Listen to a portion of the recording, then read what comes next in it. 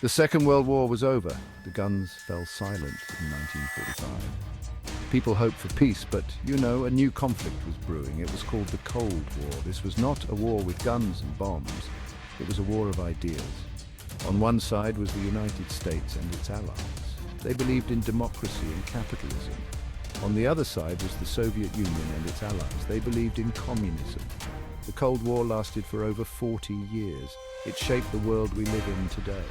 The Cold War was a time of fear and uncertainty. Both sides had nuclear weapons. These weapons could destroy the world many times over. People feared a nuclear war. They built bomb shelters in their backyards. Children practiced duck-and-cover drills in school. The threat of nuclear war loomed large over the world. World War II left Europe in ruins. Cities were destroyed. Millions were dead. The United States and the Soviet Union had fought together against Nazi Germany. They were allies. But after the war, they became rivals. They had different visions for the future of Europe. The United States wanted to rebuild Europe based on democracy and capitalism. They wanted free markets and free elections. The Soviet Union wanted to spread communism. They wanted to create a buffer zone of friendly states in Eastern Europe. These states would protect the Soviet Union from another invasion from the West.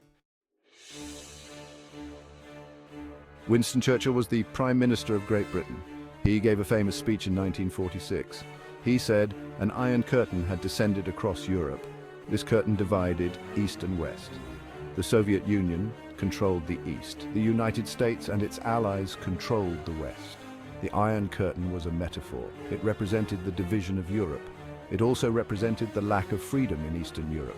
People could not travel freely between East and West. They could not speak their minds freely. They lived under the control of the Soviet Union." Berlin was a city divided.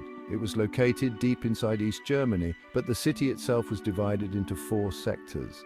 The United States, Great Britain, France, and the Soviet Union each controlled a sector. Berlin became a flashpoint in the Cold War. In 1948, the Soviet Union blocked all land access to West Berlin. They wanted to force the Western powers out of the city. The United States and its allies responded with the Berlin airlift. They flew in food and supplies to the people of West Berlin. The airlift lasted for over a year. It was a major victory for the West. Section 5, Korea, a war far away. Korea was a faraway country, but it became a battleground in the Cold War. After World War II, Korea was divided into 2 countries. North Korea was communist and South Korea was democratic. In 1950, North Korea invaded South Korea. The United States sent troops to help South Korea, while China sent troops to help North Korea. The Korean War lasted for 3 years and ended in a stalemate. Korea remains divided today. The Korean War was the first hot war of the Cold War.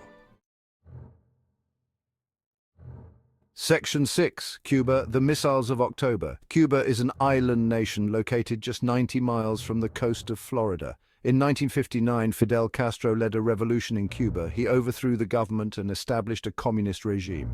The United States was worried about having a communist country so close to its borders. In 1962, the Soviet Union sent nuclear missiles to Cuba. These missiles could reach the United States. This was the Cuban Missile Crisis, the closest the world came to nuclear war. President John F. Kennedy ordered a naval blockade of Cuba and demanded that the Soviet Union remove the missiles. After tense negotiations, the Soviet Union agreed to remove the missiles and the United States agreed not to invade Cuba. The Cuban Missile Crisis was a major turning point in the Cold War. Section 7, Spying and Secrets, a Shadow War. The Cold War was not just fought on battlefields, it was also fought in the shadows. Both sides used spies to gather information about each other. They also used propaganda to influence public opinion. The CIA was the United States' main intelligence agency. The KGB was the Soviet Union's main intelligence agency.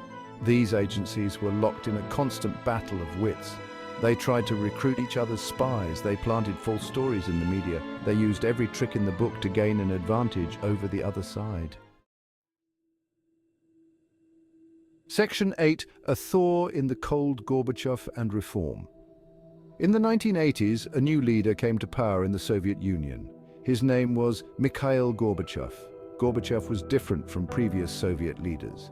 He believed that the Soviet Union needed to change. He introduced a series of reforms. He called for glasnost, or openness, and perestroika, or restructuring. Gorbachev's reforms were meant to save the Soviet Union, but they had the opposite effect. They unleashed forces that he could not control. The Soviet people were tired of communism. They wanted freedom and democracy. Section 9. The Wall falls, the end of an era. On November 9, 1989, the Berlin Wall fell. The wall had been a symbol of Cold War division for over 28 years. Its fall was a momentous event. It marked the end of the Cold War. The fall of the Berlin Wall was followed by a wave of revolutions across Eastern Europe. Communist governments collapsed one after another. The Soviet Union itself dissolved in 1991. The Cold War was over. Section 10. Conclusion. The legacy of the Cold War. The Cold War was a defining event of the 20th century. It shaped the world we live in today. The Cold War led to the creation of NATO and the Warsaw Pact. It led to the development of nuclear weapons. It led to countless proxy wars around the world. The Cold War also had a profound impact on American culture. It led to the Red Scare. It led to the rise of the military-industrial complex. It led to a culture of fear and paranoia. The legacy of the Cold War is still with us today. We can see it in the way we think about the world. We can see it in the way we interact with other countries.